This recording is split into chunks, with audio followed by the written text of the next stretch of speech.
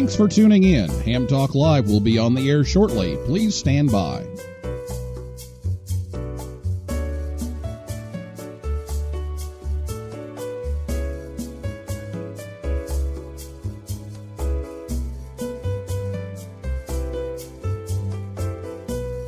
Thanks for tuning in. Ham Talk Live will be on the air shortly. Please stand by.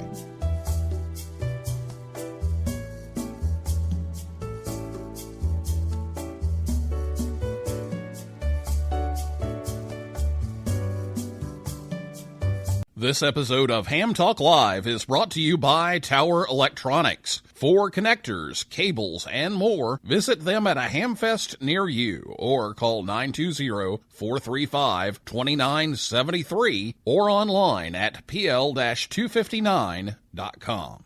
It's Ham Radio with Neil Rapp. Here we go. Welcome to Ham Talk Live. Call in, let's talk. Neil's your guy. Ham Talk Live. Here we go on Ham Talk Radio.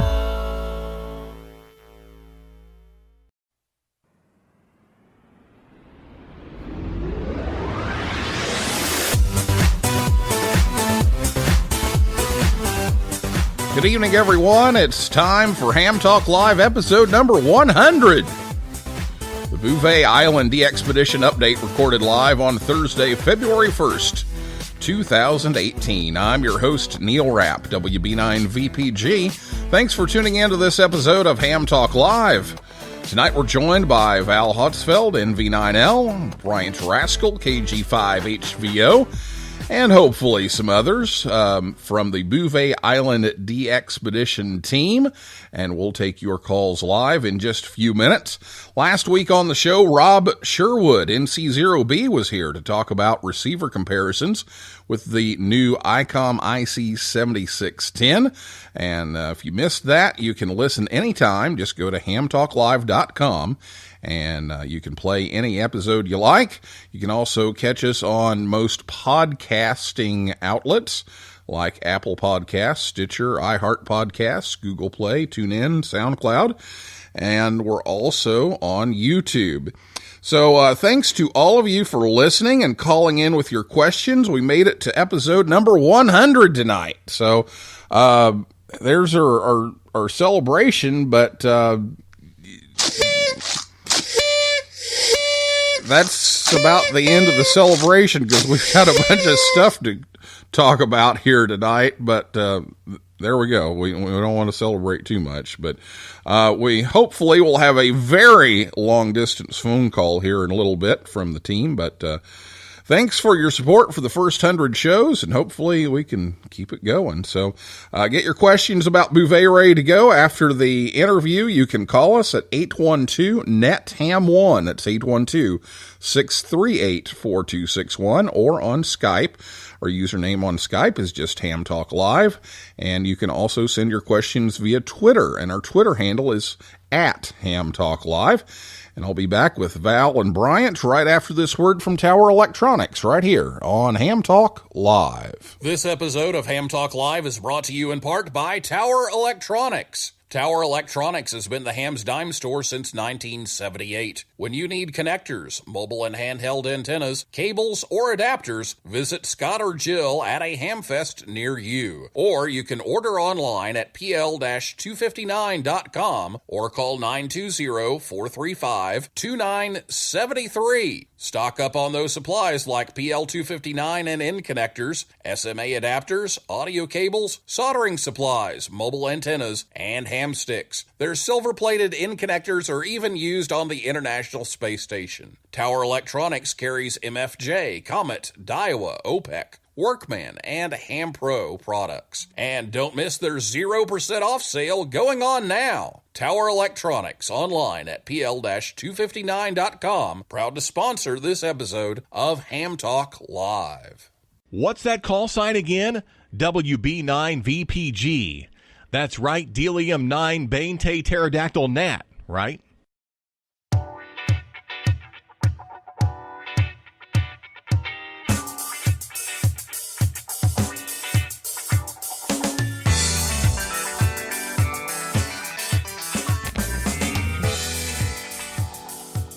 Thanks to Scott and Jill at Tower Electronics for sponsoring the show yet again tonight to help bring you Ham Talk Live.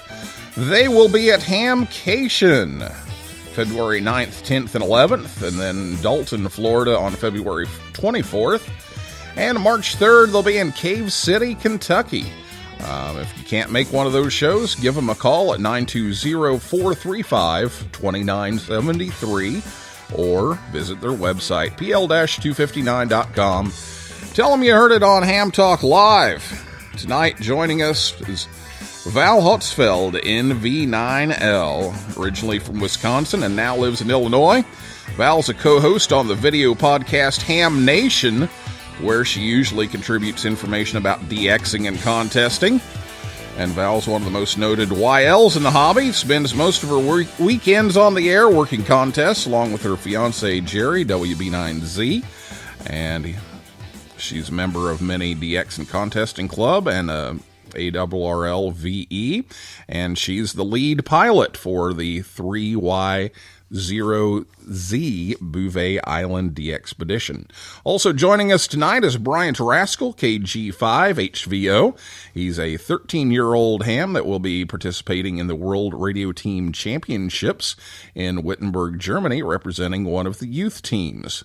He'll be the youngest ham in the competition and the only youth ham from North America, and he is the youth pilot for the Bouvet Island DXpedition. So Val and Bryant, thanks for coming on the show. Thank you, and congratulations on 100 episodes. I'm honored to be on your 100th show. Yeah, we couldn't have timed it better. And Troy Simpson, W9KVR, says happy 100 listening between games. So he's got to announce some games, and I was doing that last night. Well, let's talk about this DXpedition, and hopefully the satellite technology will work, and we'll be able to talk to the team here in a little bit. But the team has had some unexpected surprises in preparation for the trip, and then some on the trip, so we'll maybe talk about those later. But tell us what happened with getting underway and where things stand right now, Val. Well, there was a bit of delay, but, you know, the unexpected always happens on these things, so you just got to roll with the punches. But, yeah, they had a lot more involved training. They had to do CPR training, fire safety training. They also had to do boater safety training, so their schedule was pretty full with a lot of training. Also, the boat needed a bunch of inspections that needed to be passed, and the government sort of dragged their heel. I think it was their version of their military is like their Coast Guard, and so that took a long time. So they left a week later than expected, but not to worry, they're going to still devote the same amount of time to being on the air. So they're all going to be moving their plane, you know, their flying home arrangements and things like that. So it will not affect how much time they will be on the air, putting all you guys in the log. Okay, very good. Well, we'll talk more about some of those surprises here in a little bit. But while we have you and Bryant on, let's talk about the role that the pilots play in this DXpedition. So, Bryant, why don't you tell us what you're doing as the youth pilot for this? First, Neil, congratulations on the 100th episode of Ham Talk Live. Well, As the youth pilot, I am currently following the team's progress via the website and social media. I'm also promoting the DXpedition on some ham radio youth networks and just trying to make sure the word is out and let people know about the rare opportunity to work Bouvet.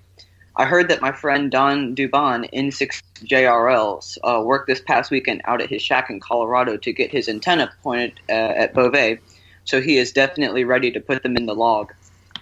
Once the team is operating, I will be the liaison for any youth, as well as Russia and the Middle East, and will be collecting reports, inquiries, challenges, and hopefully lots of triumphs, and reporting those to the head pilot, Val. I also just want to add that I appreciate the 3Y0Z team, including a youth pilot, and reaching out to young hams and encouraging them to contact Bouvet Island.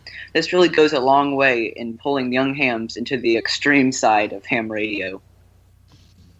Very good. Well, we look forward to hearing some of your reports along the way from the youth side of things. And Val, same question for you. What are you doing as the lead pilot for the team? Well, I'm going to take all their daily reports as they get them. You know, they're going to kind of go through all their emails and summarize that and send them to me. And from that, I'm going to summarize that and send a daily report to the team leaders. So if they notice they're missing an opening to a certain part of the world on a certain band, they can adjust accordingly. I also send them just different I'll send them solar weather information and things like that. So I'll be in charge of sending them a daily report from what's going on in the ham radio community regarding their operation. Also send a lot of good stuff. So make sure you email us that's the last one I needed for all of them kind of emails. You know, they love reading that and it really helps motivate them. And then they'll also be sending me information to filter back to the ham radio community. So I'm sort of that last step in between the team, on-island team, and the off-island team.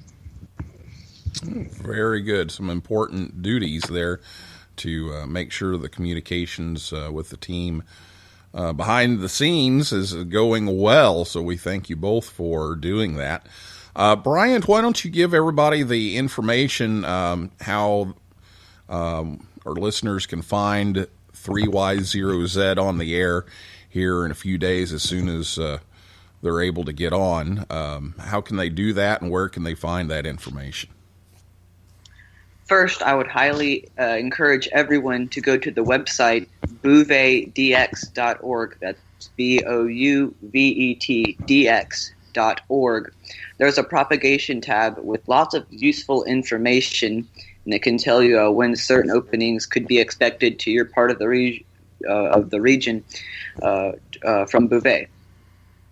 They will mostly be operating split, which is where the team will transmit on one frequency and listen on another frequency, usually 10 to 20 kilohertz above or below their transmitting frequency. So I would definitely make sure you know how to handle the split function on your transceiver. The team will be on all modes: phone, CW, RIDI, and FT8. FT8 instructions are on the website. If you have any questions or issues, please contact your pilots. This is the most efficient way to find the pilots is to look on the Bouvet website, which again is bouvetdx.org. All email addresses are listed below the pilots. Finally, know the team is eager to work you. A lot of hard work has gone into making this DXpedition a reality, and they are just as excited to get the show started and begin working you all. So definitely go on the radio and chase them.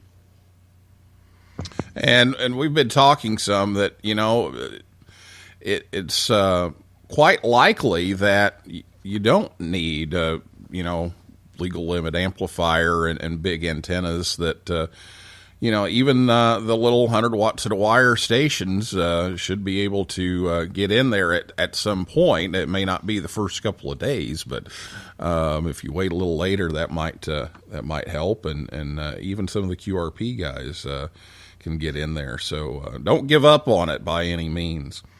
Well, Val, they had to make a little course adjustment when they left because of some weather conditions. Why don't you tell us what happened with that? Well, originally, I think the boat was going to meet them on King George Island, but with all the inspections running behind schedule, they all took off together. They were going to originally fly and meet them on that island, and that was going to save them a couple days of boat journey. But that fell by the wayside, of course, with the inspection. So they sailed with the boat out of Punta Arenas, and they went straight east rather than going down and over through the Drake Passage. So they But they were making pretty good time there for a while. They were planning on getting there on Tuesday, and then they hit a bad stretch of weather. And we've posted a lot of the videos on the website, so make sure you go there and look under the news if you want to see what 15 to 20-foot waves look like on a 235-foot boat. And just that's a good place warning, to see that. and just a warning, if you watch that video, just plan on getting seasick watching the video, because I did. Because you're not only going up and down with the 15 to 20-foot waves, but waves are hitting you from the left and the right, so you're rocking side to side while going up and down. I don't think even Great America could design a ride quite like this. So these guys did have a rough last few days, and they were only making about 2 knots headway. So that slowed them down. They didn't get there till Wednesday. But weather's prevented them from getting on the island the last couple days. So I think when they call in any moment, then you can probably get a better weather report from the guys that are actually out there. Yeah, hopefully we'll be able to get live at 2:20 in the morning. A report from one of the guys or a couple, maybe, we'll see, and if the satellite phone works and everything, but hopefully we'll get a report on that, and if not, we can fill in on some of that a little bit later in the show. So tell you what, since we're expecting a call from them here in just a couple of minutes, let's go ahead and take a break, and we'll come back, and then hopefully we'll have them ready to go on the air, and then we'd like to squeeze in some of your calls too tonight. So we'll get a report from them, and then we'll open up the phone lines and see what we can do with that. So I'll be back, and we'll talk to Val and Bryant some more, and again, hopefully the team, if the technology works right tonight, after this word from the National Voice of America Museum of Broadcasting right here on Ham Talk Live. The National Voice of America Museum of Broadcasting, located in Westchester, Ohio, just north of Cincinnati, is only 2 minutes off I-75. The museum is the former home of the Voice of America Bethany Relay Station. Tours are now available every Saturday and Sunday from 1 to 4 p.m. Eastern Time. You can see the control room, a 200,000-watt transmitter, and the most comprehensive collection of inventions by the iconic Powell Crosley Jr. Also on display is a huge antique radio exhibit and R.L. Drake's personal collection of most every Drake amateur rig ever made. This is a unique opportunity to see amateur radio in action and have a chance to get on the air from WC8 VOA. Admission is only $5 a person. The museum is located close to historic WLW-AM and tons of shopping and restaurants. Take a trip to the VOA Museum or visit us online at voamuseum.org. You're listening to Ham Talk Live. Join the conversation. Call us on voice with Skype at Ham Talk Live, or give us a call at 812-NET-HAM1. That's 812-638-4261. Now, here's more Ham Talk Live.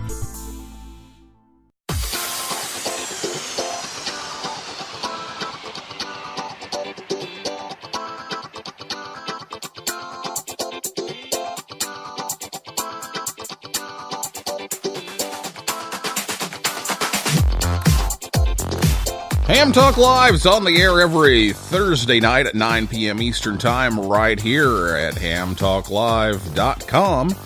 Be sure to check us out on Facebook, Twitter, and Instagram, and we'll take your calls here in just a little bit, but we're expecting a very long-distance phone call here in the next minute or so, so we'll see if we can talk to the team. But Val, let's talk a little bit about, some people are already getting discouraged. We haven't even started yet on the chances of getting through to these guys. So let's reassure people a little on that. Yeah. Well, some people have been seeing the band plan of their operation, and it's down in the extra class portion. But just know this: any of you general class out there, that's where they're going to be transmitting. They may be listening close by in the extra class portion right at the beginning of the DXpedition because it's number 2 on the most wanted list. So the pileups are going to be massive, and that's really only one way to help filter out that pileup so you can at least get one letter of a call sign. So once they start working a lot and putting more people in the log, then they'll start listening up into the general portion of the band. So even if you see them spotted below where your privileges are, look at where they're listening, because that's where you're going to be transmitting, and you're allowed to transmit up at 14.260, even though they may be down on 14.180. So that's important for you, general class. Don't, when you see the cluster, watch where they're listening. Yeah, and in fact, we've got an email from Ed Durant, DD5LP, over in Germany, and said he heard on an earlier show when Ralph was on with us that given the time of year and propagation, contacts in the U.S. were still going to be possible from Bouvet, but contacts to Europe were going to be very difficult. So is that still the belief? And, if you've got stacked beams and a kilowatt plus, you're likely to get through, but you kind of address this part. What chance does a 250 watt sideband wire antenna station get in Germany? So what's the chances on that? They're going to be making sure that there's one guy dedicated on 20 and or 40 pretty much the whole time it's open, so that they're going to work those bands as dry as they can. So towards the end of the DXpedition, after at least 1 week, I wouldn't start trying to get through to them on 100 watts in a wire on 20 meters the first week, because you'll be very frustrated perhaps. But if you wait till week 2, you could try, obviously, that first week, but if you wait till week 2, it might be a lot easier and then towards the end, a lot of times this team, I've worked with this team several times. I'm not guaranteeing that they're going to do it this time, but normally the last few days, they look for uniques only. So if you have not worked them at all on any band, then they're going to only work you guys. They're going to ask everybody else to step aside so they can get first timers in the log.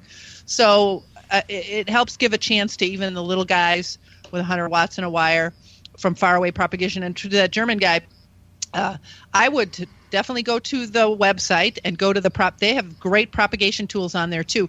Also, there is a beacon down there, actually a German beacon, down about 1,000 miles south of them.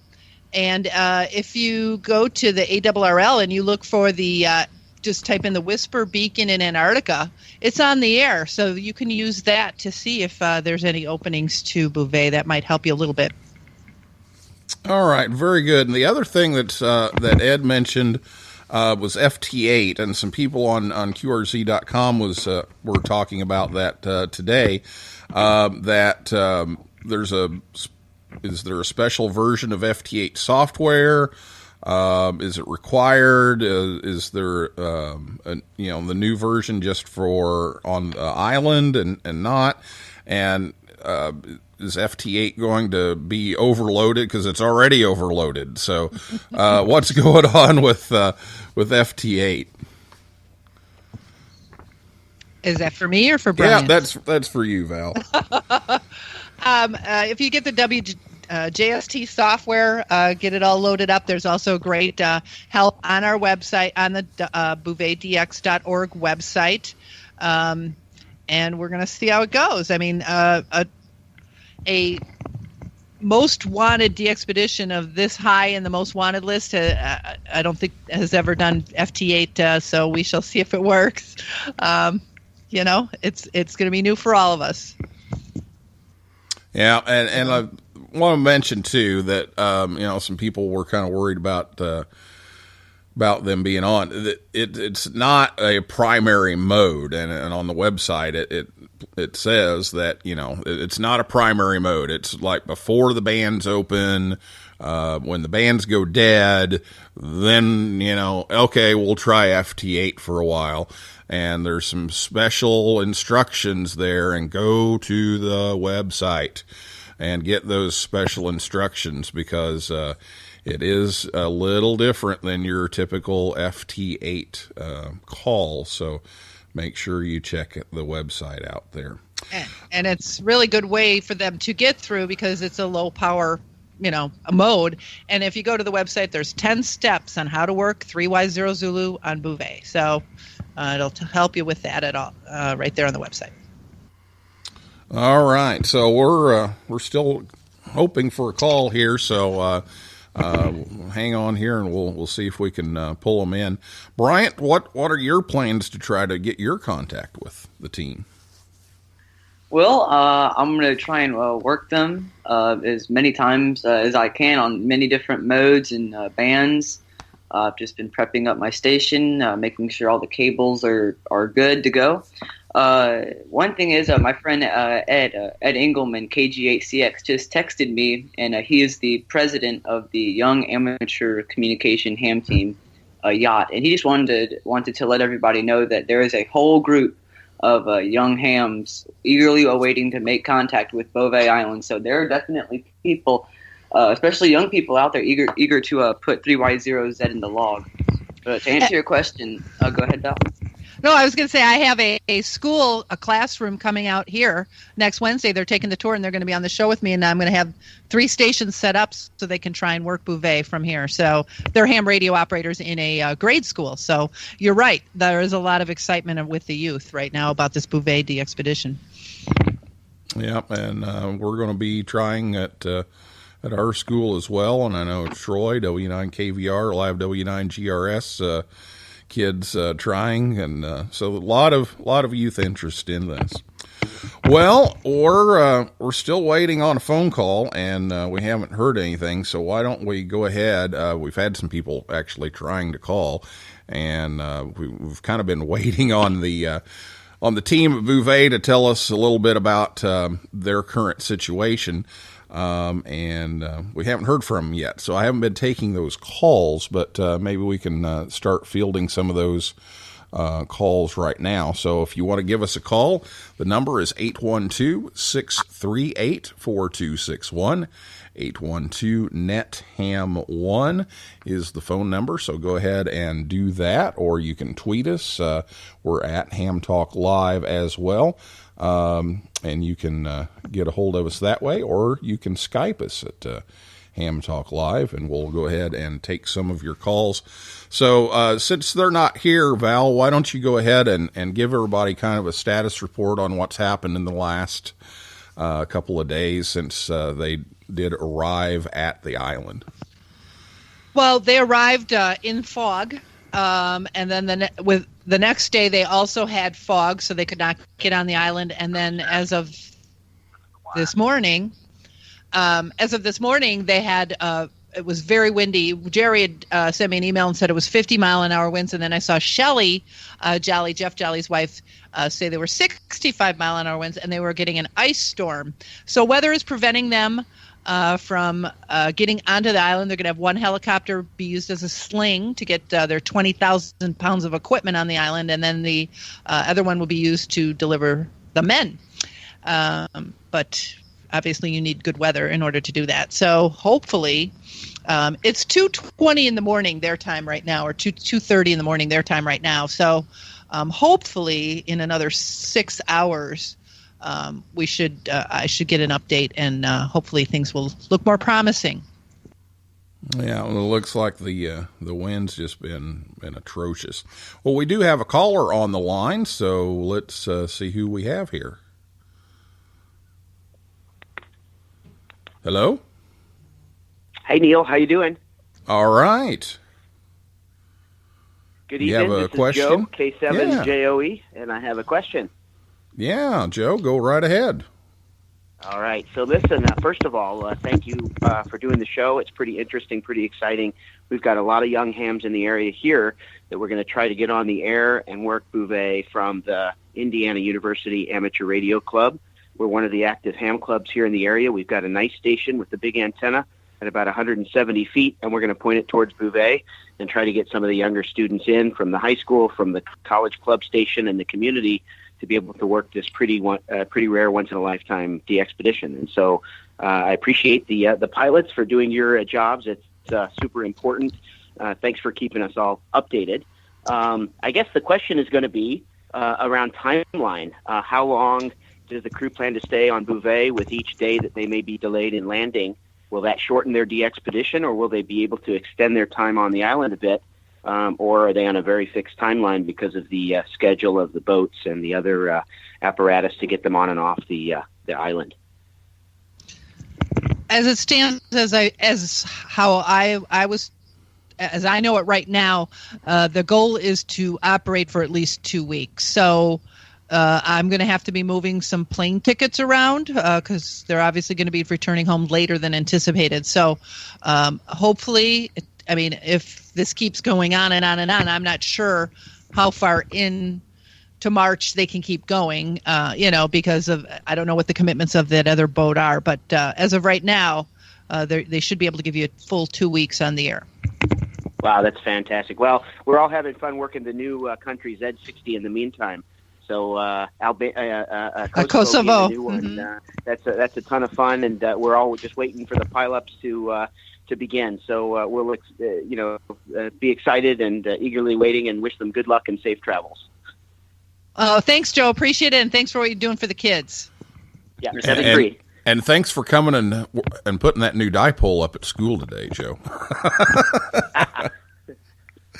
So we got a climber. That's the best weather to put antennas up, right? That means it'll work when we get the coax fixed. Right, and I got the coax ordered, so we're good to go. So, and we should looking at that today. And we should be letting you guys know when they're ready to be up and on the air, because keep an eye out. There will probably be pirates out there right now. So keep an eye on the website for the latest news for when they actually do get on the air. Hate to have you work a pirate. Work any swim. Yeah. Very good. Yeah. Thanks for calling, Joe. Appreciate it. Okay, we'll see you guys. Good night. All right, good night. 812-638-4261 is the phone number. And yeah, I just saw online a while ago, I think it's on Facebook, someone had asked, how do I know if it's a pirate or not? So yeah, we're going to do our best to put it on social media, Twitter, Facebook, and on the website. So I may even put an announcement on the cluster on DX Summit. I use that one, but in the announcement section, so that you'll know when they're on the air. Once they're on the air, though, the pirates could still be on the air at the same time. So that's the only other problem. But at least you know not to work them now, because they're not on the air right now. Very good. Okay, phone number is 812-638-4261, 812-NET-HAM1, or you can find Ham Talk Live on Skype or Ham Talk Live on Twitter. So if you were trying to get through earlier, go ahead and give us a call. We're still kind of hoping that we'll hear from the team, but it's awfully early in the morning on that boat, and they've been stuck on that boat for a good while now. So hopefully over 2 weeks we'll hear them. So yeah, over 2 weeks on the boat. So that's a long time. Long time. And I see a lot of pirate spotting. I just pulled up the cluster, and it's amazing how many pirates are spotted. So oh really? Yeah. Oh wow. So yeah, it's not them yet. But hopefully it will be soon. So let's see this. Let's see who this is. We have another call on the line. Welcome to Ham Talk Live. Hi, how are you? Good. How are you? Good. This is the K1LKP. That's Kilo 1 Lima Kilo Papa. Very good, K1LKP. Thanks for joining us tonight. And what's your question? Okay, I don't have a question, but I'm calling on behalf of our club, the Chicken Fat Operators, and we would like to let all the team and the transport ship know that we are praying for their safety down there, and that we've also requested all the churches on the Antarctica to pray for this expedition. We send our best wishes to them. And Very thank you, good.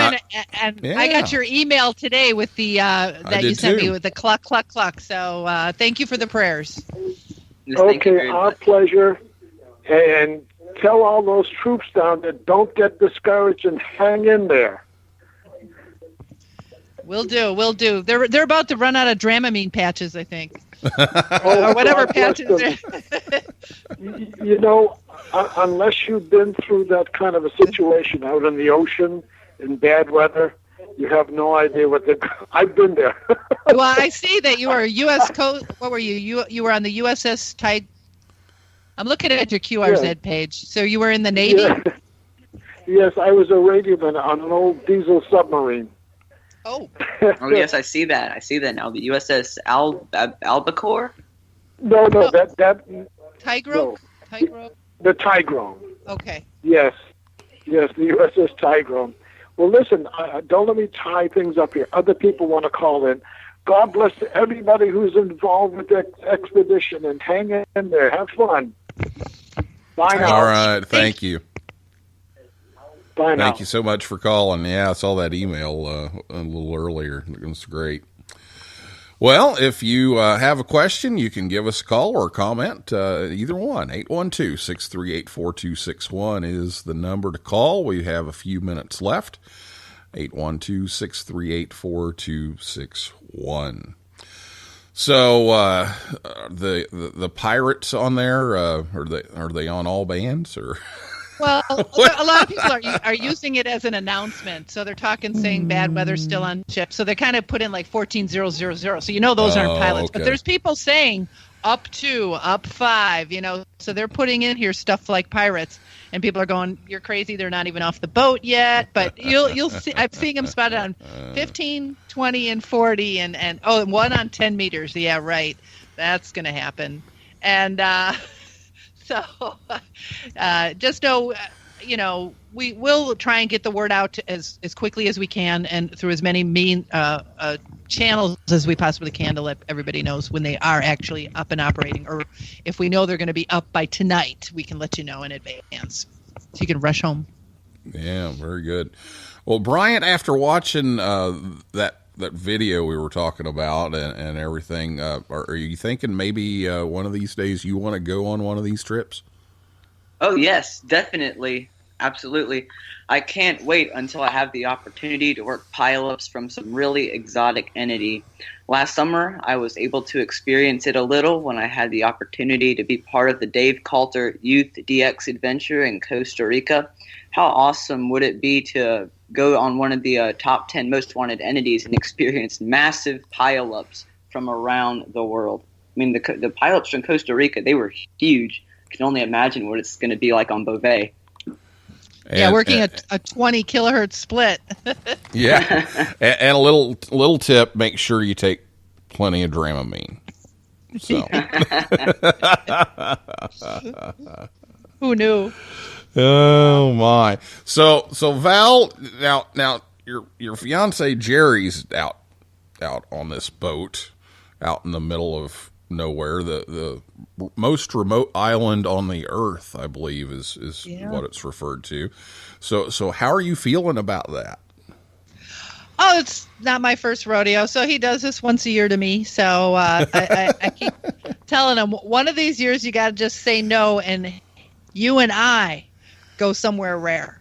Because I would like to work a pileup like Bryant, and I've been waiting. I mean, I went to Saba. That was nice, PJ6. Jeff Jolly has a nice station there, and I worked a contest there. But I really would like to get to something semi-rare. But I don't mind roughing it either. I would love to go on a tent and generator DXpedition, but I do know women add a different element to the game. You can't just and go at to least the bathroom 3DB anywhere. And yeah, that's true. But yeah, so, maybe a fun couples thing or something just to get done something and get some nice pileups and have some fun. So, yeah. But yeah, no, he'll be gone for a while here. So I'm surprising him with a kitchen remodel while he's away. Well, that's the way. That's the way to get it done. So, yeah. Oh, my. Well, again, if you have a question, give us a call, 812-638-4261.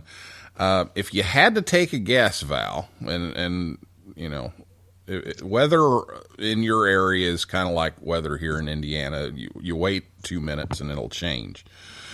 If you had to take a guess, we had the Vegas betting lines open, when do you think they'd be on the air or at the earliest? Well, it's already the 2nd there. So I would guess the 5th. But I'm just guessing. Yeah. Yeah. Totally. It's going to take a while to sling all that over there. They get 2 storms. Bouvet averages 2 storms a week of 70+ mile-an-hour winds. So, yeah, I would guess they're going to have, even if they get on some of their stuff on the island tomorrow, they might have a lousy next day or whatever they put up the next day's down. You know, I think it's going to be a little, yeah, I would say the 5th. Sounds like a good guess. So we'll see what happens. Maybe we could run a contest and see. Yeah, get a pool going. Yeah. My $5 in the pool. Yeah. There you go. Instead of the Super Bowl squares, we'll sell the Bouvet squares. Right. The Bouvet squares. Exactly. That'll work. So, well, let's go ahead and wrap things up here. So remind everybody of where all this information is and the propagation maps and all that kind of thing. And then also the donations and some of the souvenirs and merchandise and all kinds of stuff. So remind us where all that stuff is and how to use it to have the best chance to work Bouvet. You want to take that one, Bryant? Oh, sure. Yes, the website is bouvetdx.org. That's BOUVET DX.org. And there you can see multiple pages on the propagation, the best times for propagation on different bands to your area. There's a page where you can donate. And there's even a page where you can get collectibles and souvenirs from the 2018 3Y0Z DXpedition. Do you have anything else to add, Val? And make sure that's where you're probably going to check for news and updates. So we'll try and keep that as up to date as possible on when they're going to begin operation as well. As well as we have a Facebook page, 3Y0 Zulu DXpedition on Facebook. We also, so those are the 2 best places to get up to the minute information. Yeah, and I'm trying to retweet and post some of the updates as I can. So we'll have some stuff on Ham Talk Live too. But of course, getting it straight from the source will be faster. So make sure you check that out on the website and Facebook group and on Twitter. So Val and Bryant, thanks so much for taking time out to come on the show, and look forward to hearing some of your reports as they're able to get on the air and get this fog out of the way and the wind out of the way and get on there and get going. Yeah, we want to hear them on the air. So yes, definitely. All right. Well, thanks again for being on the show, and that is a wrap for this week's Ham Talk Live. Thanks to Val in V9L, Bryant to KG5HVO, and everybody out there in cyberspace for listening and calling in. And invite you back next Thursday night at 9 p.m. Eastern Time. Dr. Nathaniel Frissell, W2NAF from New Jersey Institute of Technology, will be here to talk about all that was learned from that solar eclipse QSO party a few months ago. And for a list of all of our upcoming guests, just go to hamtalklive.com and make sure you give a try for these guys in Bouvet. They're anxious to get off of that boat and get working some contacts. So give them a try, and you never know. You can get through, especially if you wait a few days and let the pileup settle down a little bit. So get out there and give them a try. So for now, this is Neil Rapp, WB9VPG, saying 7375, and may the good DX be yours.